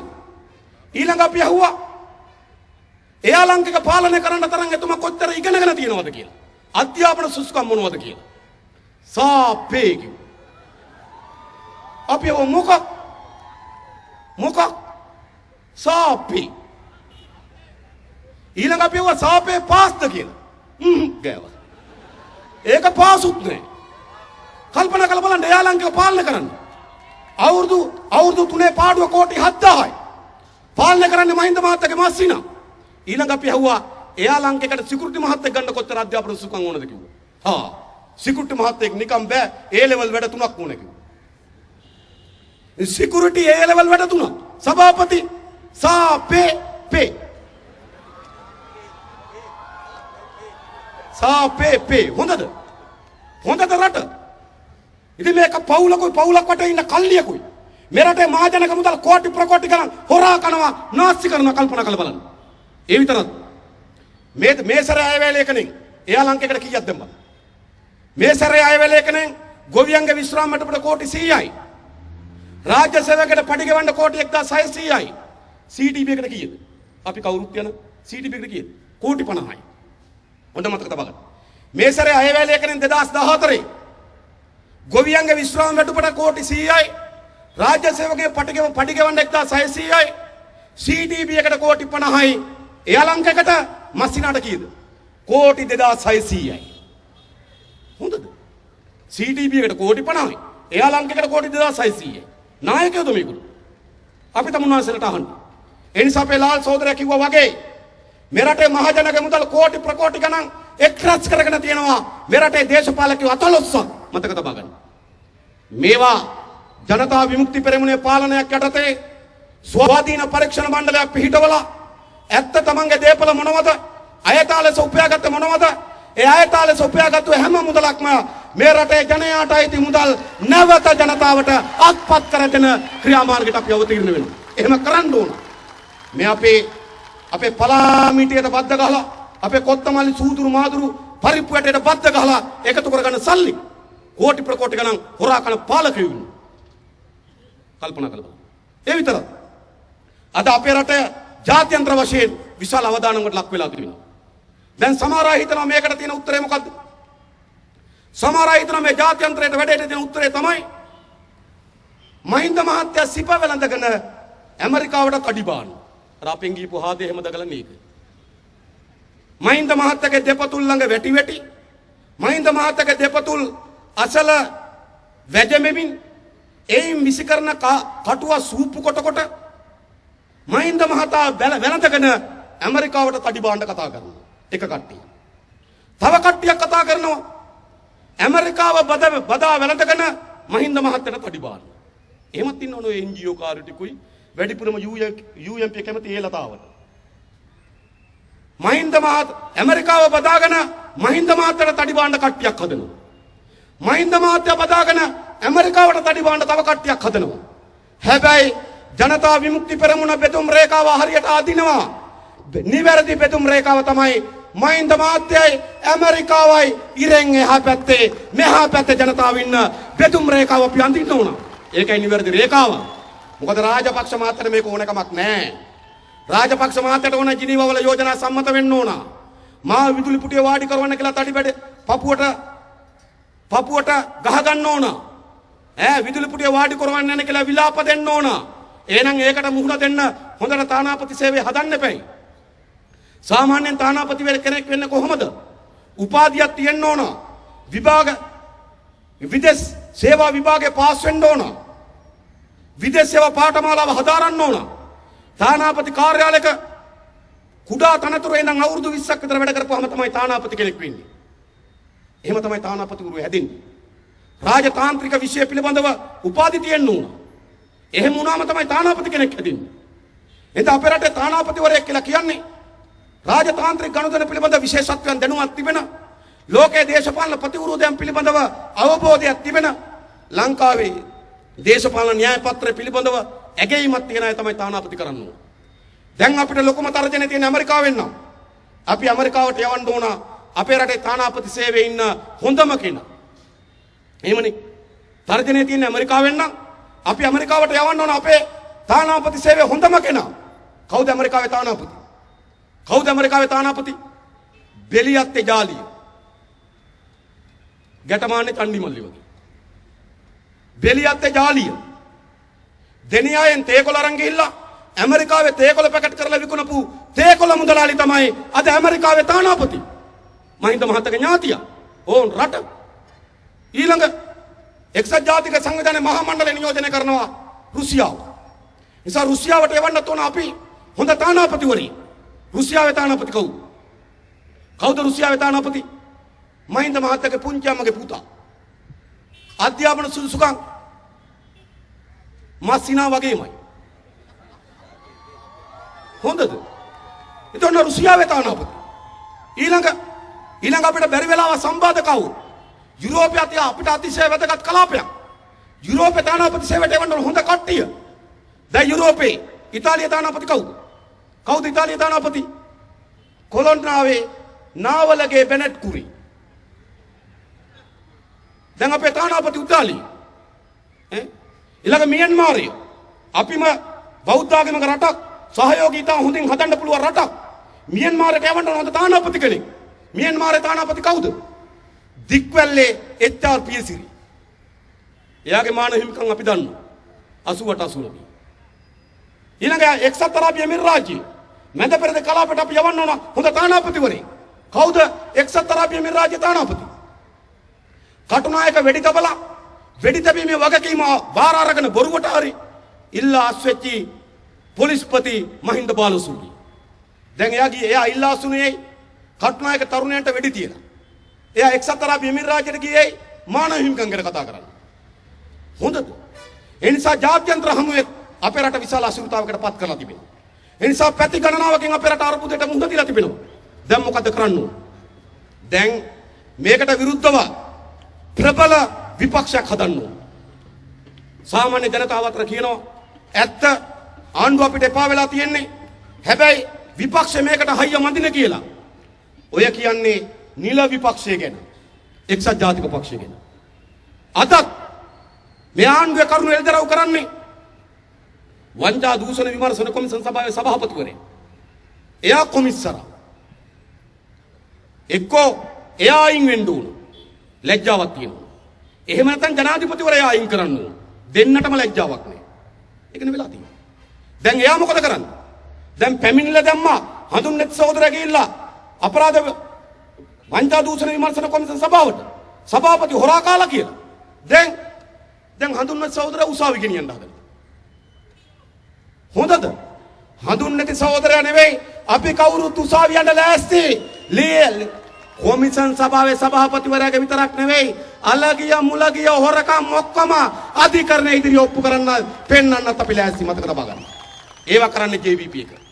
එනිසා අද පාර්ලිමේන්තුවෙන් පිටතත් මේ රටේ අරගල කරන්නේ සටන් කරන්නේ මේ ආණ්ඩුවට එරෙහිව ශක්තිමත්ව හඬ නගන්නේ ජනතා විමුක්ති පෙරමුණ. එහෙනම් ශක්තිමත් කරන්න ඕන කවුද? ශක්තිමත් කරන්න ඕන ජනතා විමුක්ති පෙරමුණ. එක්සත් ජාතික පක්ෂ ශක්තිමත් කරලා වැඩක් තියෙනවා. එක්සත් ජාතික පක්ෂේ විපක්ෂ වෙන්න පුළුවන්. මොන විපක්ෂයද? එක්සත් ජාතික පක්ෂේ තියෙන ලොකුම ප්‍රශ්නේ මොකද්ද? නායකයද? නෑ. ලොකුම ප්‍රශ්නේ ප්‍රතිපත්ති. එක්සත් ජාතික පක්ෂයේ ප්‍රතිපත්තිම තමයි ආණ්ඩුව ක්‍රියාවට නගන්නේ. ඉතින් තව මොකටද එක්සත් ජාතික පක්ෂය? එක්සත් ජාතික පක්ෂය තමයි පුද්ගලික විශ්වවිද්‍යාල ප්‍රතිපත්තිය. ආණ්ඩුවම ඒක කරනවා. එක්සත් ජාතික පක්ෂය මොකද්ද කියන්නේ? අපි හිටියනම් ඔතන නෙවෙයි දාන්නේ කියන්නේ. ඔන්න ප්‍රතිපත්ති. කැසිනෝ කාගේ ප්‍රතිපත්තියක්ද? එක්සත් ජාතික පක්ෂය. ආණ්ඩුව ඒක කරනවා. එක්සත් ජාතික පක්ෂය මොකද්ද කියන්නේ? අපි හිටියනම් ඔත්තර පදු සහන දෙන්නේ. කැසිනෝ නතර කරන්නේ. ඒක කියන්නේ. ඒ නිසා මේ එක කාසිය දෙපැත්ත. එක්සත් ජාතික පක්ෂ ආණ්ඩුවේ සියලු වැඩ මේ ආණ්ඩුව කරනකොට එක්සත් ජාතික පක්ෂය තව දුරටත් වැඩක් නැහැ. ඒ විතරක් නෙවෙයි ඕකේ කාටවත් හඬ නගන්න බෑ. රවි කරුණානායක මහත්තයාට හඬ නගන්න පුළුවන්ද? රවි කරුණානායක මහත්තයාට නඩුවක් තියෙනවා. ඇමරිකාවෙන් විදේශ සල්ලි ගෙනල්ලා විදේශ විනිමය වංචා නඩුවක් තියෙනවා. නඩුව මාස 3න් 3ට කල් යනවා. බැරි වෙලාවත් ඇහැ ගැවුවොත් නඩුව ඉස්සරහට ගත්ත දැම්ම හිරේ. කොයිද කෑ ගහන්නේ? එක්සත් ජාතික පක්ෂ ජාතික සංවිධායක දයාගමගේ කෑ ගහන්න පුළුවන්. එයා තමයි කොළඹ ගඩොල් වලන කොන්ත්‍රාත් කරන්නේ. එක්සත් ජාතික පක්ෂ ජාතික සංවිධායක ආණ්ඩුවේ ලොකුම කොන්ත්‍රාත් කරනවා. ඒක විපක්ෂයක් වෙනවද? නෑ. මේ රටේ අද ප්‍රධාන විපක්ෂය ජනතාවගේ හඬගෙන යන විපක්ෂය. ජනතාවත් එක්ක එකට අත්වල බැඳගෙන සටන් කරන විපක්ෂය. ජනතාවත් එක්ක එකට ඉඳමින් අරගල කරන විපක්ෂය ජනතා විමුක්ති පෙරමුණ. විපක්ෂයෙන් විතරක් මේක නතර වෙලා හරියන්නේ නෑ. පාලනයට ගේන්න අපි රට හදන වැඩපිළිවෙල ඉදිරිපත් කරා පහුගිය සමුළුවේ. මෙන්න මේ රට හදන වැඩපිළිවෙල. මේක තමයි මේ රට ගොඩනැගීම සඳහා තියෙන දැක්ම. කරුණු පහකින් සමන්විතයි. එක මේ පාලනය වෙනුවට ජනතාවාදී පාලනයක් හදනවා. මේ පාලනය මොකක්ද? මේ පාලනය ඇවිල්ලා ජනතාවාදී පාලනයක් නෙවෙයි. ජනතාවගේ මුදල් කෝටි ප්‍රකෝටි ගණන් හොරා කරන පාලනයක් තමයි මේ තිබෙන්නේ. ඒ වෙනුවට ජනතාවාදී පාලනයක් හදන්න ඕන. ජනතාවාදී පාලනයක් හදනකොට වැදගත්ම මොකක්ද? වැදගත්ම තමයි විධායක ජනාධිපතිවරු අහෝසි කරන්න ඕන. මේ විධායක ජනාධිපතිවරුන් කරන දේ තමයි පාර්ලිමේන්තුව බලය ශූන්‍ය කරනවා. අධිකරණයේ බලය ශූන්‍ය කරනවා. විධායක ජනාධිපතිවරු තනි පුද්ගලයෙකුට හිතන දේ රටේ නීතිය බවට පත් වෙනවා. මහින්ද මහත්තයට රැට හීනෙන් පෙන්නන දේ රටේ සංකල්ප බවට පත් වෙනවා. එහෙම දූරයක් අපේ රට යෝග්‍ය නැහැ. ඒක වෙනස් කරන්න ඕන. ඒ නිසා පැහැදිලිව අපි කියලා තිබෙනවා විධායක ජනාධිපති ධූරය වෙනස් කළ යුතුයි. එයි අපේ රටේ මුදල් වලින් 52ක් තියෙන රාජපක්ෂ මහත්තයා ගාව. අපේ රටේ ආයතන වලින් 80ක් විතර තියෙන රාජපක්ෂ මහත්තයා ගාව.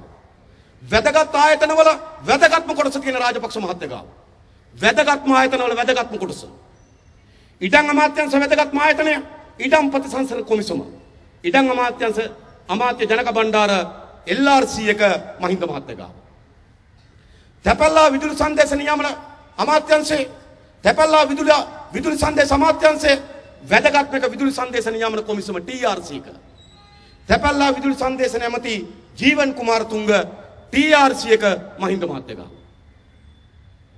දීවර අමාත්‍යාංශ වැදගත්ම ආයතනය විරල සංරක්ෂණ දෙපාර්තමේන්තුව. ඒකට තමයි ඉඩම් තියෙන්නේ.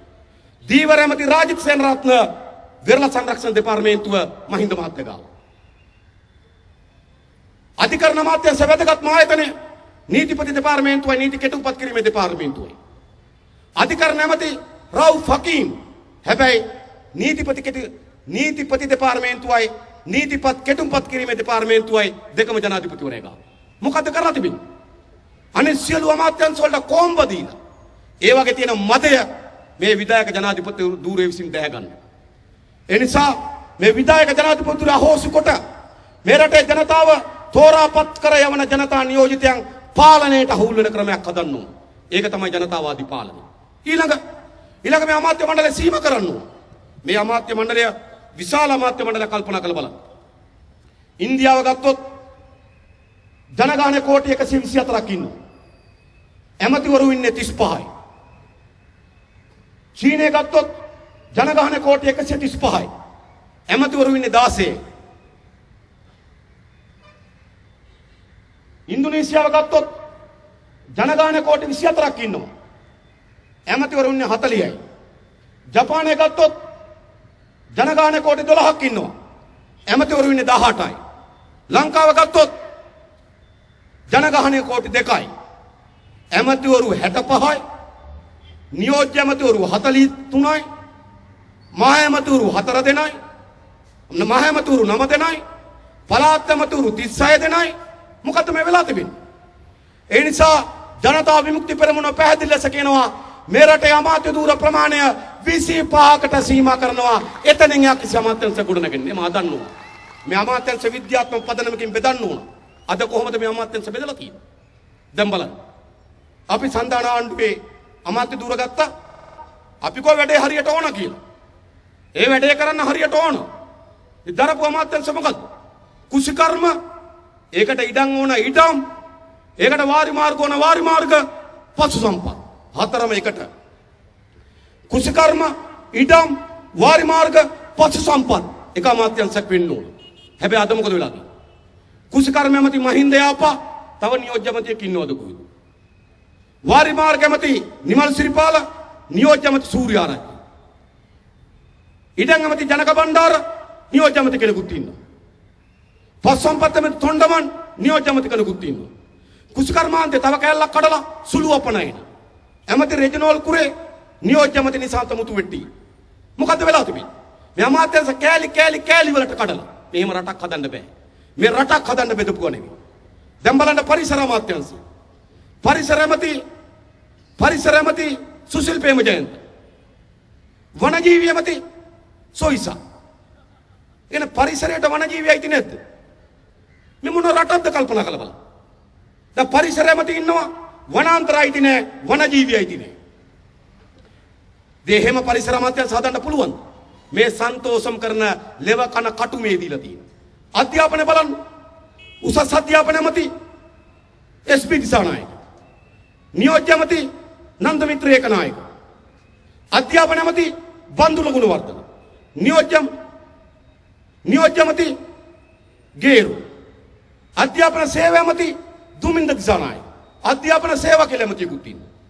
තව පළාත්වලට තව 4 දෙනෙක් ඉන්නවා. අධ්‍යාපන ඇමතිවරු විතරක් 8ක් 9ක් ඉන්නවා. 9යි. දැන් අධ්‍යාපන සේවා ඇමති දුමින්ද දිසානායකට අයිති මොකක්ද? අර නිදාස් මාවතේ තියෙන පුස්තකාල ප්‍රලේඛන මණ්ඩලය. ඕක ඇමතිට අයිති. පුස්තකාල එකක වැඩ. එනේ පුස්තකාලාධිපති කරන වැඩට ඇමති කෙනෙක් දාලා. මොකද්ද මේ රට? එනිසාද මහජනක මුදල් කෝටි ප්‍රකෝටි ගණන් නාස්ති කරමින් තිබෙනවා. එනිසා අපි පාලනයේ ජනතාවාදී පාලනයක් හදන්න ඕන. ඒ වගේම අපේ රටේ සංවර්ධනය කරන්න උසස් මානව සම්පතක් හදන්න ඕන. ඒ සඳහා අධ්‍යාපනයේ සෞඛ්‍ය ක්‍රීඩාව ප්‍රමුඛ කරගෙන අපි වැඩ කරන්න ඕන. ඊළඟ අපේ රටේ නවීකරණය වූ කාර්මිකකරණය වූ රටක් හදන්න ඕන. අපේ රටේ තාක්ෂණය ලෝකයේ විශේෂම දෙවන ලෝක යුද්ධයෙන් පස්සේ තාක්ෂණය මහ පෙරළි වුණා. විද්‍යාවේ දැනුමේ තාක්ෂණය වේගයෙන් වර්ධනය වුණා. මොකද්ද අපිට වෙලා තිබෙන්නේ? 80 දශකයේ ආරම්භ කරපු ගාමන්ට් ෆැක්ටරි අරනකොට වෙන කිසි කර්මාන්තශාලාවක් අපේ රටේ දාලා නැහැ. පහුගිය අවුරුදු 30ටම. ලෝකේ තාක්ෂණයෙන් කාර්මිකකරණය නවීකරණය ඉස්සරහට එනවා. අපි ඉබි ගමනෙන් පිටිපස්සේ යනවා. මොකද්ද මේ රට? ඒ වෙනුවට නවීකරණය කරලාද කාර්මිකකරණය කරලාද ලෝකේ උසස්ම තාක්ෂණය උකා ගන්නලද දියුණුතම කාර්මික රටක් බවට මේ ශ්‍රී ලංකාව පරිවර්තනය කරන එක තමයි ජනතා විමුක්ති පෙරමුණේ වැඩපිළිවෙල. ඊළඟ සාධාරණ සමාජයක් හදන්න ඕන. පොලිසිය මාතෘන්ට සාධාරණව කටයුතු කරන්න තියෙන අයිතිය. අධිකරණයට සාධාරණව නඩු පසෙදලන්න තියෙන අයිතිය. ආණ්ඩුවට සාධාරණ සමාජයක් වෙන කාර්යභාරය. පවුලට තියෙන සමාජ සාධාරණ වෙත්වීම කාර්යභාරය. පෞද්ගලික ආයතන පෞද්ගලික සංවිධාන වලටත් සමාජ සාධාරණත්වයෙන් කාර්යභාරයක් තිබෙනවා. සාධාරණ සමාජයක් හදන්න ඕන. ඊළඟ හොඳ නිවාහල් මිනිහෙක් හදන්න ඕන. මොකද්ද අපිට වෙලා තිබෙන්නේ? පොලිසියට ගිහිල්ලා පැමිණිල්ලක් දාගන්නේ ඔළුව කහ කහ. නිකන් ණයට සල්ලි ඉල්ල ගන්නවා වගේ. පොලිසියට ගිහිල්ලා. මේ මොකද්ද වෙලා තිබෙන්නේ? රජේ නිලධාරියෙක් ගාව හැසිරෙන්නේ කොන්ද නමාගෙන. මොකද්ද මේ? පාසල්ට දරුවා දාගන්න දේශපාලකයා පස්සේ යන්න. මොකද්ද වෙලා තිබෙන්නේ? අපේ ජන ප්‍රජාව නිවට නියාලු ජන ප්‍රජාවක් බවට පත් කරලා තිබෙනවා. ඒ වෙනුවට නිවහල් මිනිහෙක් හදන්න ඕන. ලෝකේ වර්ධනය වෙච්ච දැනුම, සාහිත්‍ය, කලාව, සිනමාව කැඳවගෙන ඉන්න. ලෝකේ දියුණු වෙච්ච මහා සිනමාව අපි කැඳවගෙන ආවද නැහැ. අද 70 දශකයේ තිබු සිනමා ශාලාවල් දැන් වැහිලා. දැන් නම් ඒවා වැහෙන තරමට හොඳයි මේ පෙන්නන ඒවා බලපුවාම. වැහෙන තරමට හොඳයි. හැබැයි සිනමාව ගොඩනගෙන්න ඕනේ නැද්ද? අපේ මිනිසුන් හොඳ චින්තනයක් සහිත මිනිසුන් බවට පත් කරන්න ඕනේ නැද්ද? අපේ මාධ්‍ය විශාල පුළුල් වෙලා තිබෙනවා. ඉස්සර මාටින් වික්‍රමසිංහ මහත්තයාගේ පොතකින් සරත් චන්ද්‍ර මහත්තයාගේ නාට්‍යකින් තමයි ඒවා බලන්න තිබ්බේ. හැබැයි අද සංනිවේදනයේ මහා විශාල ලෙස පුළුල් වෙලා තිබෙනවා. අන්තර්ජාලය රූපවාහිනිය විශාල ලෙස ගොඩනැගිලා තිබෙනවා. හැබැයි මොනවද අරගන්නේ? රාත්‍රී 7 ඉඳන් 9:00 වෙනකන් නාට්‍ය යනවා. මොනවද යන්නේ? ගෙදර රණ්ඩුව ටීවී එකේ පෙන්නනවා. ඔච්චරයි. ඉතින් අපි බලනවා නාට්‍ය දිහා බලලා අපි වගේම තමයි ඒගොල්ලොත් රණ්ඩු වෙනවා කියන්නේ. එහෙම නැත්නම් ගෙදර ගෑනු ළමයා අඬන එකම ටීවී එකේ ගෑනු ළමයා අඬනවා. ඉතින් ගෙන අපේ දුව වගේම තමයි ඒ ළමයාත් අඬනවා. ඔච්චරයි. ඕකනේ වෙලා තිබෙන්නේ. ඉතින් ඊට වඩා මනස පුලුල් කරන, චින්තනය පුලුල් කරන සාහිත්‍ය කලාවක් ගොඩනගෙන්න ඕනේ නැද්ද? ඒකෙන් නෙවෙයිද නිවහල් මිනිහෙක් ඇදෙන්නේ. මේ මහින්ද රාජපක්ෂ රංගන ශාලා දැම්ම කියලා නිවහල් මිනිහෙක් ඇදෙනවා. ඒකේ පෙන්වන්න පුළුවන් ඒගොල්ලන්ගේ ඇයට විතරයි නාට්‍ය. සාමාන්‍ය නාට්‍යකරුවෙකුට ඒකේ නාට්‍යයක් පෙන්වන්න බෑ. ලක්ෂ 6මාරයි. එක දවසක හෝල් එක ලක්ෂ 6මාරයි. ඒක සාමාන්‍ය කෙනෙකුට නාට්‍යයක් බලන්නත් බෑ. එහෙම නිවහල් චින්තනයක් සහිත මිනිස්සු හදන්න බෑ. ඒ නිසා සිනමාව, කලාව, ජනමාධ්‍ය මේ සියල්ලම හැවෙන්න ඕන. නිදහස් නිවහල් මිනිහෙක් හදන්න ඕන. පෞරුෂෙන් යුතු මිනිහෙක් හදන්න ඕන. අපි හදන්නේ එවැනි සමාජ ක්‍රමයක් මේ රටේ කාටත් පෞරුෂත්වයෙන් හැපි නිවාල් භාවයෙන් හැපි මිනිසුන්ගෙන් සමන්විත සමාජයක් හදන්න ඕන. ඒ සමාජයන් කවරක්වත් නෙවෙයි නවීන සමාජවාදී මූල ධර්ම මත ගොඩනගෙන සාධාරණ සමාජය තමයි ගොඩනගන්නේ. ඒක ගොඩනගන්නේ. ඒක තමයි මේ කඩාවැටිච්ච රට, මේ ලෝකයේත් එක්ක ඉදිරියට නොයන රට, මේ බිඳ වැටෙමින් තිබෙන රට මේට වඩා ඉදිරියට ගෙන යන මේට වඩා උසස් තැනට ගෙන යන මේට වඩා නවීනත්වයට ගෙන යන රටක් අපි ගොඩනගන්න ඕන. ඒ වෙනුවෙන් අපි ආරාධනා කරනවා ජනතා විමුක්ති පෙරමුණත් එක්ක එකතු වෙන්න. ඒ සඳහා දැක්ම තිබෙන්නේ, ඒ සඳහා කැපකිරීම තිබෙන්නේ, ඒ සඳහා පරිත්‍යාග කිරීම තිබෙන්නේ, ඒ සඳහා වේස නොබලා වැඩ කරන මිනිස්සු ඉන්නේ ජනතා විමුක්ති පෙරමුණේ. එය ගොඩනැගිය හැක්කේ ජනතා විමුක්ති පෙරමුණට පමණයි. ඒ නිසා ජනතා විමුක්ති පෙරමුණත් එක්ක එකතු වෙන්න. අපි මේ රටේ වෘත්තීය වේදීන්ට ආරාධනා කරනවා. ඔබගේ දැනුම ඔබට වපුරන්න තැනක් තියෙනවද? නෑ. ඔබගේ දැනුම වපුරන්න තැනක් නෑ. ඔබගේ කාමරේ පොත්වලට ඒවා හිර වෙලා තියෙනවා. ඔබගේ දැනුම රට පුරා වපුරන්න පුළුවන් සමාජයක් හදන්න ඕන. අපි බුද්ධිමතුන්ට ආරාධනා කරනවා. ඔබගේ සිතුවිලි රට පුරා වපුරන්න පුළුවන් සමාජයක් හදන්න ඕන. අපි ව්‍යාපාරිකයට ආරාධනා කරනවා. ඔබේ ව්‍යාපාරය සාර්ථක කරගෙන යන්න. රජය ඉතාමත් අධීක්ෂණය කරන මැදිහත් වෙන ඒ සඳහා දායකත්වයේ සපයන ව්‍යාපාරික ප්‍රජාවක් හදන්න ඕන අපේ රටේ. අද ව්‍යාපාරික ප්‍රජාවට මොකද වෙලා තිබෙන්නේ? රජයේ දැක්මක් දෙනවද? සැලැස්මක් දෙනවද? මොකවත් නැහැ. ඡන්ද කාලයට සල්ලි එකතු කරනවා. ඕන් ව්‍යාපාරික ප්‍රජාව. ඒ වෙනුවට ආණ්ඩුව හදන දැක්ම ඉලක්කයට අනුව අධීක්ෂණයක් සහිතව මෙහෙවෙන.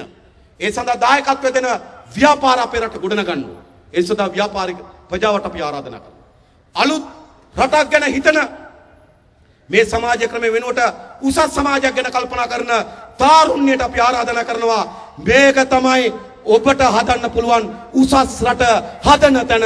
ඒ වෙනුවෙන් එකතු වෙන්න කියලා. ඒ වගේම විවිධ ප්‍රශ්න හේතු කොටගෙන ඈත් වෙලා තිබෙන වමී ව්‍යාපාරී පිරිසට අපි ආරාධනා කරනවා එකතු වෙන්න මෙතින්. ඒ වගේම අපේ පක්ෂයට දෝහි වුණා නම්, කුමන්ත්‍රණ කරා නම්, ඔත්තු කරුව කරා නම් ඒ කිසිවෙකුට හැර ඈත් වෙලා ඉන්නව නම්, නිද්‍රාශීල වෙලා ඉන්නව නම් ඒ සියලු දෙනාට අපි ආරාධනා කරනවා මෙන්න තැන එකතු වෙන්න ඕන. ජනතා විමුක්ති පෙරමුණත් එක්ක ගමන ආරම්භ ඇත. මේ සමග එකතු වෙන්න. ඒ සඳහා හොඳ පිම්මක්, ඒ සඳහා හොඳ ජයග්‍රහණයක්, හොඳ ජයග්‍රහී පිම්මක් මේ පළාත් සභා මැතිවරණයේදී ගමු. අපි වැඩ කරන මිනිස්සු, අපි වේසමාංශ වෙන මිනිස්සු, මේ රටත් මේ රටේ ජනතාව වෙනුවෙන් ජීවිත පරිත්‍යාග කරන්න ලෑස්ති මිනිස්සු. ඒ වෙනුවෙන් වැඩ කරන්නම්, ඒ වෙනුවෙන් මහන්සි වෙන්නම්, ඒ වෙනුවෙන් නායකත්වය දෙන්නම්, ඒ වෙනුවෙන් බර අදින්නම්. හැබැයි ඕගොල්ලොත් මොන හරි කරන්න. ඕගොල්ලොත් මේ වැඩේ වෙනුවෙන් මොන හරි කරන්න ඕන. අඩුමතරමේ ඡන්දෙ දෙන්න. එහෙම නැත්නම් තව කීප දෙනෙකුට කතා කරන්න. දැනුවත් වෙන්න. අපි ඔක්කොම එකතු වෙලා මේක වෙනස් කරමු. වෙනස් කිරීම වෙනුවෙන් එකතු වෙමු කියලා ආරාධනා කරමින් මම නතර වෙනවා. බොහොම ස්තුතියි. ජනතා විමුක්ති පෙරමුණට ජය වේවා කියලා ප්‍රාර්ථනා කරමින් මම නතර වෙනවා.